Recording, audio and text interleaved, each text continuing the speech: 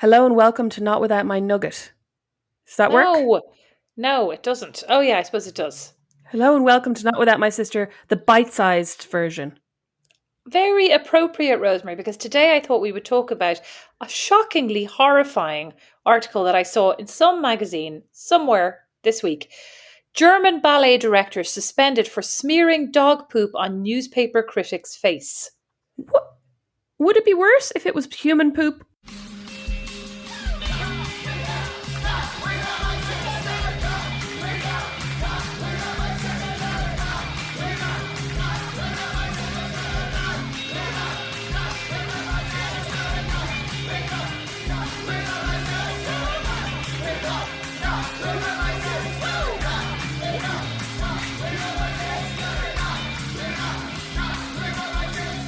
I think dog poop is worse. According to the paper's account of the incident, Goeke threatened to ban the critic from the Hanover Opera House and accused her of being responsible for people cancelling season tickets. Apparently, she gave a very poor review, which I read in another article that basically she was like, it was like being dead, tortured, etc. A hatchet job. He then produced a paper bag filled with animal feces, smeared her face with the noxious contents. And apparently, somebody helped her wipe it off. She then went to the police and she said he had been with his own dog. He had scooped it up and it had been fresh poop that his own dog had just expressed. I mean, Beatrice, fresh poop that your own dog had just expressed, I will argue, is better than old poop that you just picked up from the street from someone else's dog. At least she knew the provenance of the poop. Kind of. And it was fresh. That is just the most... That's actually one of the most horrific things I've ever heard, and I hope he goes to jail for a very long time. However, he's clearly not well. The action taken so far is merely to suspend him and order him to apologise, which he has yet to do. Under German law, apparently, dog shit assaults are not a dismissible offence. I cannot even imagine this. Sorry, does that not count as like a violent assault? I would have thought it does. Obviously not in Germany. But I was thinking, like, would it ever occur? Like, it's so premeditated. That's not even like this cup is to hand and I'm going to whack you on the head with it. Like the time you threw the water in my face. Would you ever I literally said, I feel like throwing this in your face, and you said, go on, do it, and then I did it. That's not the same. That's not the same. Well, he might argue that it was the same because she was basically telling him to go ahead. No, honest to God, she wasn't remotely. She was saying, I am a critic. This is my job. You put on this play. This is my opinion. Well, was it spur of the moment insofar as he's walking the dog, he picks up the poop, he sees this critic with whom he is very angry? You know what I mean? Like, it wasn't premeditated and he wasn't carrying the bag of poop around until he saw her, was he? He confronted the ballet critic in the interval of his latest show on Sunday night. He attacked her verbally before producing a bag of dog feces from his pocket and rubbing the contents in her face. So clearly, he did premeditate this. Imagine having dog poop in your pocket. She had written, one alternates between a state of feeling insane and being killed by boredom, and compared viewing it to passively watching the sea from behind a glass, left to sit in the warm, looking at a winter beach like in a permanent state of retirement. That sounds nice. Why was she at the show again if she hated it so much? There's a lot to this story. Maybe it was a new show. Oh yeah, at the premiere of his new show. Oh. I should have read the whole thing because you're like definitely very curious about all the facts. The feces in the bag used in the alleged attack had been produced by Gustav just minutes before. Oh, so he took... Okay, so it wasn't really premeditated. He obviously went out at the interval, took his dog outside, his dog did his poop, he picked up the poop, put it in his pocket, bumped into the critic, and then went, I have the perfect weapon in my pocket. Okay, she later recounted the incident after he threatened to ban her during the interval and accused her of being responsible for theatregoers cancelling their membership subscriptions. Like, this is just typical, isn't it? Like, I did a bad job. You called out the fact that I did a bad job. People stopped coming to watch my bad job, and that's your fault.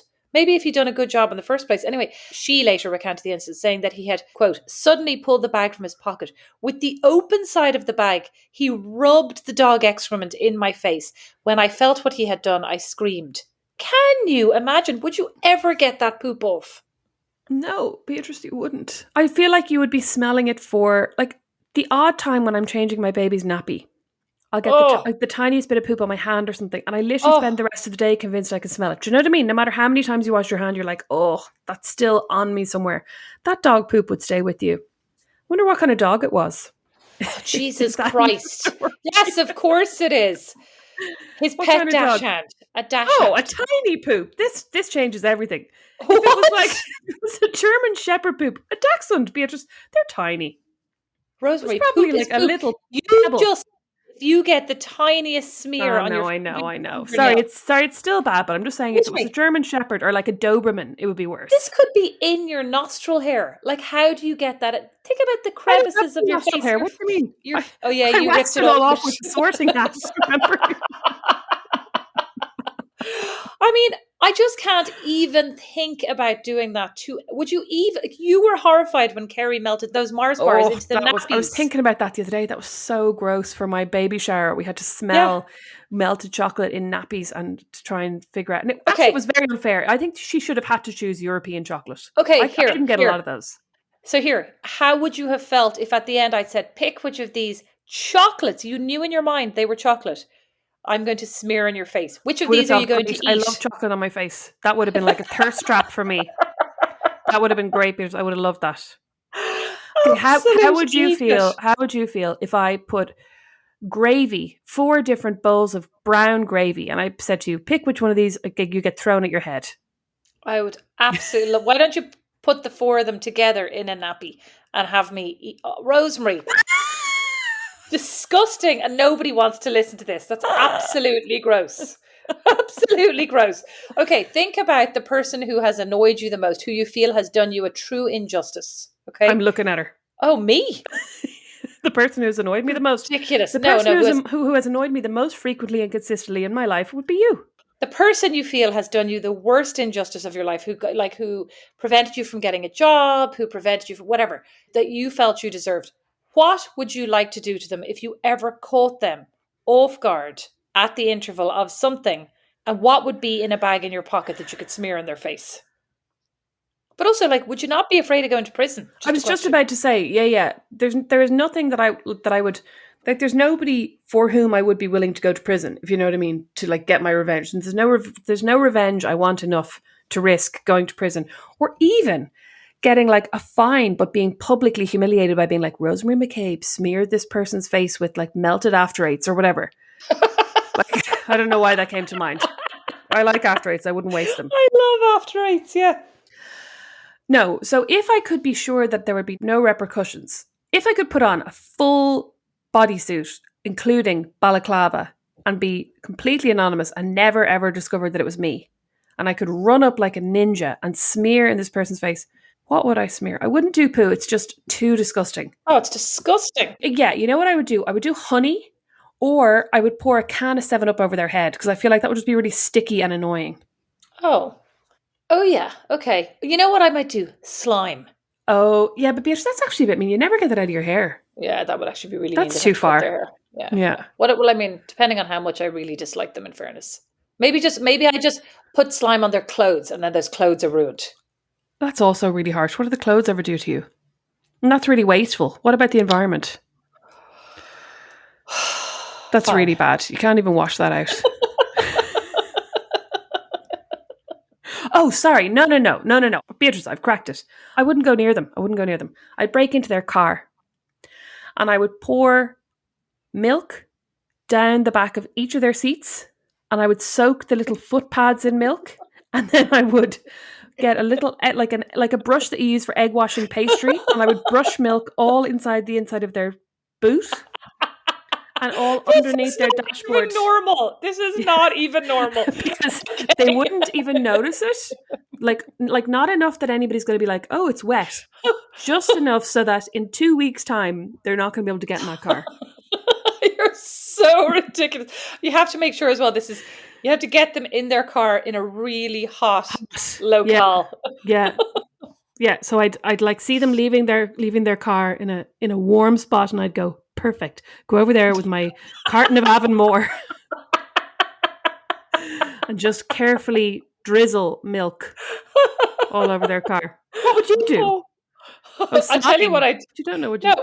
I tell you what I do now. I'd be highly suspicious if my car ever starts smelling badly. It's like your car already smells badly. Excuse me, it does not. Your car smells like the car of somebody who has 4 kids. No, my car smells grand. Thanks a lot. All right. On that note, A terrible, terrible, terrible thing to do to somebody or have done to you. Rosemary clearly is much more devious than I ever would have given her credit for, and I would never commit a crime. The end. Would pouring milk carefully in very small, non-damaging quantities be considered a crime, do you think? I mean, did you spill it or did you pour it? Were you drinking it and you just I would say I accidentally spilled it. Yeah.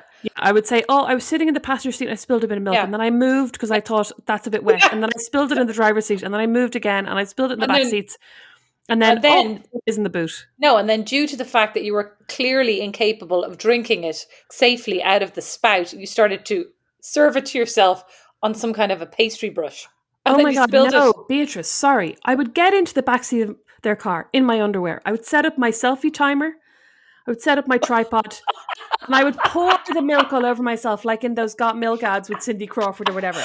Actually, stop! I would achieve a slam dunk of thirst trap and revenge in the one moment. That would be so perfect.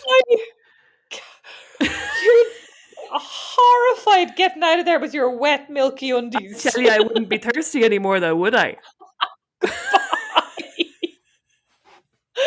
Absolute idiot. A waste of milk. Very wasteful, Rosemary. Very, very wasteful. That's actually very bad wasteful for the and environment. bad for the environment. But by buying the milk in the first... Thanks for listening. Bye. Bye. Listen, I'm doing a good deed. Thank you all so much for listening to this Not Without My Sister bite-sized. We'll be back with our regular main episodes on Wednesday. And if you like what you hear, you can always sign up to Patreon, www.patreon.com/notwithoutmysister, where for $5 a month, you get a super extra bonus episode each and every Friday. And right now we have 80 plus exclusive episodes you haven't heard before. Not Without My Sister is recorded in studio in Fort Wayne by Don Kirkland, who also wrote our theme tune, and the original illustration is by Lindsay Neilson.